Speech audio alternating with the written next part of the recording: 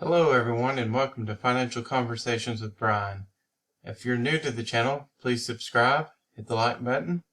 What I wanted to talk about today is something that's very important on the journey to financial independence, and that is figuring out what your real hourly wage is and valuing that as life energy.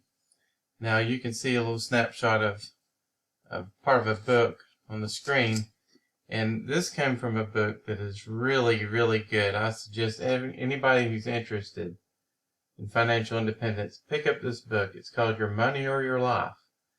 It's Joe Dominguez and Vicki Robin. You can find other videos of her on YouTube. This book you can pick up on eBay really cheap, usually under $10. I think this might have been $4 or $5. Really cheap. But the information in it is wonderful, very helpful. And this is just one piece of the book that I thought was really interesting.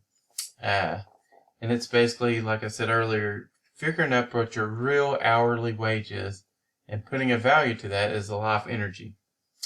And you can see from this example, this person works 40 hours a week and makes $1,000 a week, and their hourly wage is $25. Now this is after tax,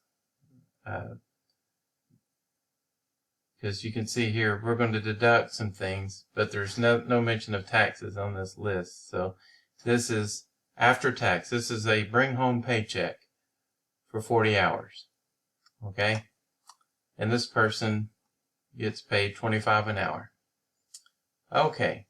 So what you do here is you're trying to figure out how much your job is actually costing you. A lot of people don't even really think about this. They probably think about it more today with inflation, what it is. But basically you're going to add hours to your work week and subtract the expenses that are associated with your job. For example, in this right here, commuting, this is not everybody's list is going to be identical to this. If you decide to do this for yourself, this is just an example. This person spent 7.5 hours a week commuting, okay, and $100 a week. So this person here probably looks like 100 in gas, and this is probably this is very outdated, but it's the information here is still relevant. It's just the example here is outdated. They spend $100 a week in commuting. Costuming, this is somebody that I guess, getting ready for work, so much time per day, multiplied out for a whole week, an hour and a half. $25 a week in costuming. This could be, if it's a female, it could be earrings to look pretty at work, or makeup, or any of that kind of thing. Meals, an extra 5 hours, and that could just be going out to eat while you're at work, or preparing meals to go to work. And so they spent $50 on meals. Decompression, that's just time to relax, alcohol, cigarettes, that kind of expense would be here. Escape entertainment, they spent 5 hours for a week for, maybe it's watching football games or something bad, maybe like online gambling or whatever. They spent 40 a week on that. Vacation, 5 hours, and this is just, they had to take vacation because they're so stressed out from their job. And 30 a week, I guess they took a yearly amount and divided that out by the week. And then job-related illness, an hour, and that might just be something like, I don't know, cough syrup or anything, aspirin for a headache because of a stressful job, blah, blah, blah. You get the picture. Other things that could be in here would be like, let's say you work so many hours, you have to hire a housekeeper to clean your house because after working all week you're too tired, or you hire somebody to mow your yard because after working all week you're too tired. Those would all be dollar cost expenses that you would add. Okay, babysitting would be another one. I don't see that on here, but let's say you had to spend so many dollars per week on a babysitter. You'd put that number here, because if you didn't have a job, you wouldn't need to hire a sitter. You wouldn't need to hire somebody to mow your yard. You can mow it yourself. You know, you get where I'm going with this.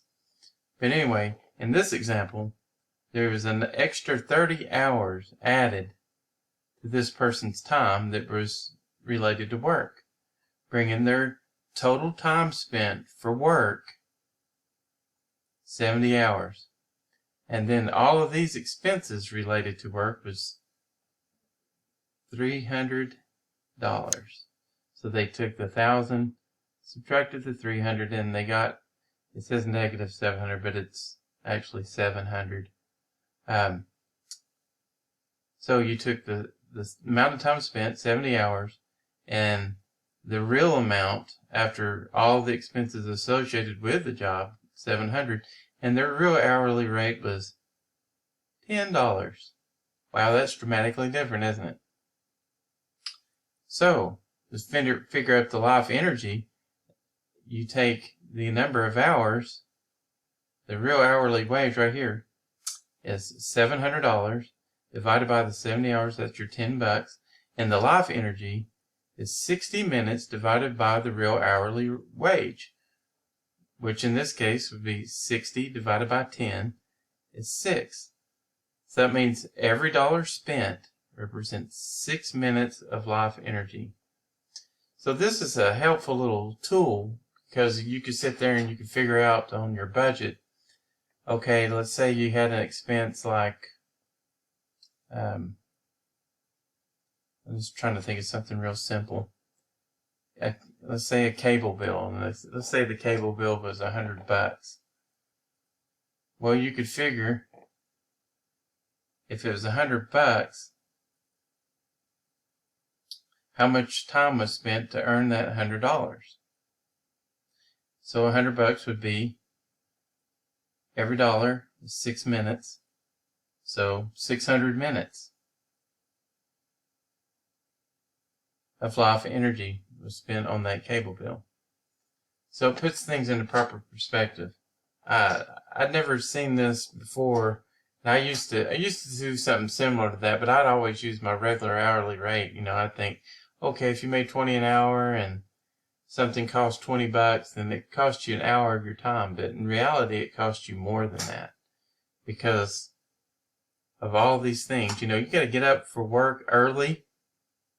You know, you don't just get up and you're at work. You have to get up maybe an hour or two before work, just to get ready, shower, shave, all of these things that if you didn't have to go to work, you wouldn't have to get up that early. So this is just a real helpful little tool. I thought I would share that with you. Here's another example. This one, wow, this person had a starting hourly wage of $50, and by the time they counted all their expenses, they end up getting $5.80 an hour. Woo! But see, they put everything in here: parking fees, tolls, car maintenance, car insurance, public transportation would be in that list, clothes bought for work, coffee break, food rewards for unpleasant job, convenience food. You know, a lot of people buy things out of vending machines just to make them feel good for being at somewhere they don't like.